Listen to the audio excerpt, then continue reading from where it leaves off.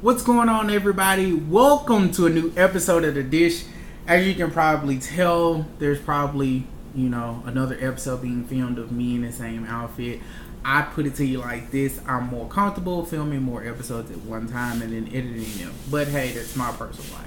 But I'm just letting you know there is a Twitter account for the show. Just wanted to let you know I will be revealing that information in the next episode. I'm still trying to come up with a Twitter handle for the show. But on today, let's see, how should we serve this dish? Well, we'll serve this dish pretty much lukewarm because it's, to me it's hot, but to everybody else it's about lukewarm, probably cold. But I don't know if many people paid attention, but in the news, I'll probably say maybe a couple of days ago, there was a report that came out that there was a federal audit over the low income housing developments that we have all over the country. And within that report, it was 25,000 families found that were over the income that's allowed for low income housing. Now, I know most of you are probably like, why in the world is he talking about this? Let's make it a point to understand that this affects everybody. Because at the end of the day, there are still people living or waiting. There's a waiting list, and a very long waiting list of people still trying to get in low income housing because they can't truly afford everything on their own, so they do need some assistance. Now, I don't knock everybody who needs assistance because everybody has once or twice, maybe not ever, or their parents have used public assistance in some form or fashion. Everybody's not born into money. Let's make that clear. But yes, 25,000 families are found to be over the limit that's available, that you're supposed to have for low income housing to be available to be in it.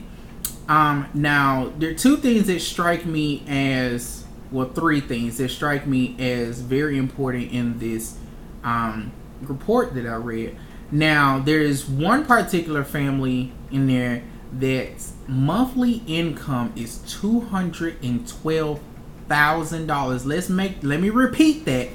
$212,000 that they bring home monthly, that is living in low income housing. Now, mind you, that should strike you as that should start to click on a light bulb in your head that there ain't something ain't right here. What are you trying to get at? Let me get to the third point. Now, point number 2 I had to make about this report that I read. There's someone there who has not income but assets in the amount of $1.6 million. Now, mind you, this technically makes this person a millionaire. Now, mind you, you will probably wonder, like, Darrell, what difference does that make that a person has assets over $1.6 million? Let's make this point clear. A person with assets over $1.6 million means they have property, they have an investment account, or something floating around, or several assets floating around that's totaling the amount of $1.6 million, which means technically you should not be in low income housing, because technically that is stuff you have to report of assets that you have that makes you technically viable.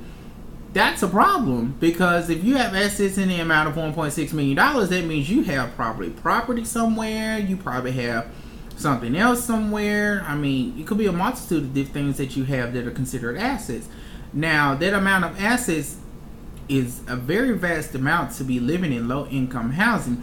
Now, everybody's probably assuming, he probably invested that or inherited that. He really technically does not have to claim that and everything else.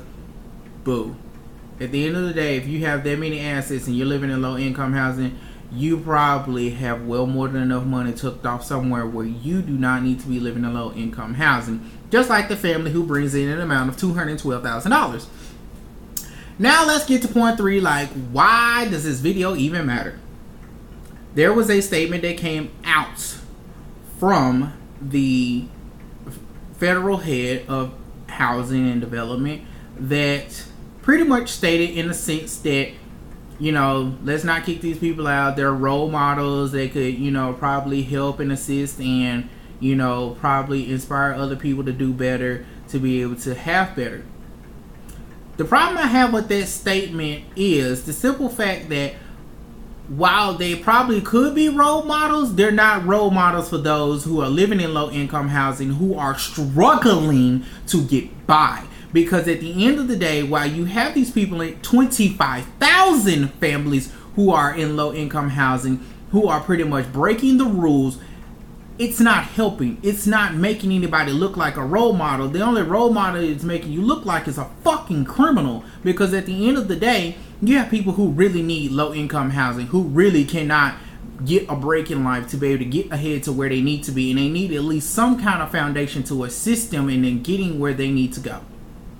Well, while there's 25,000 people sitting in low income housing who probably could get ahead, but they're just sitting here reaping off the system, probably got a BMW, a Mercedes, an Infiniti, a Lexus, and some more other shit. Probably got 2-3 cars. But now, mind you, now if you got that much assets or you got them type of vehicles, why are you in low income housing anyway? Oh, you probably assume, come up with the excuse, or they probably got it from, you know, a used car lot. But let's think about the maintenance that goes behind some of those luxury vehicles, or the gas, or the upkeep it requires to keep some of those cars. Or your kids walking around here with brand new Gucci and iPads and iPhones and things of that nature, but yet they're living there. And you wonder why that I find that to be a problem, because it's not being a role model. Like I said, it's being a fucking criminal, because at the end of the day, you're not teaching anybody anything but being bad. Because if you were teaching somebody to be good, you would be showing them the ways of being able to help educate them or inspire them to actually really do something, to actually be able to get ahead, or show them the ways to be able to invest their money, or to be able to do better in their life by changing things in their life. But no, you're not doing that. You're still living in low income housing, taking advantage of the system while you bankrolling your bank account and your investment stock portfolio. I find it to be a joke, like I said. But at the end of the day, they don't want to move these people out. So guess what? You still got this long waiting list of people trying to get in low income housing, who will probably eventually may possibly end up on the street, or bunching off in an apartment with some friends where there's way too many people in there in the first place, could potentially get their friend kicked out, or staying with family members and never truly having a place of their own. That doesn't inspire anybody to do anything but to feel like the system is not trying to help them. That's what's wrong with America today. The system is completely fucking broken in every portion you look at, and nobody's trying to fix it. Everybody wants to fucking point fingers and assume it's okay. No, it's not okay. Fix the shit. It's time for it to stop. It really is. Just like in my first video when I referred that child support needs to be fixed, there's easy enough. You can track all these goddamn people by social security numbers, driver's license, where they stay, addresses, where they work, and everything else. Track these people, understand what they're doing within the state assistance programs, fix the shit. If they're doing something they're not supposed to be doing, either kick them out of the program or do something. You need to fix it.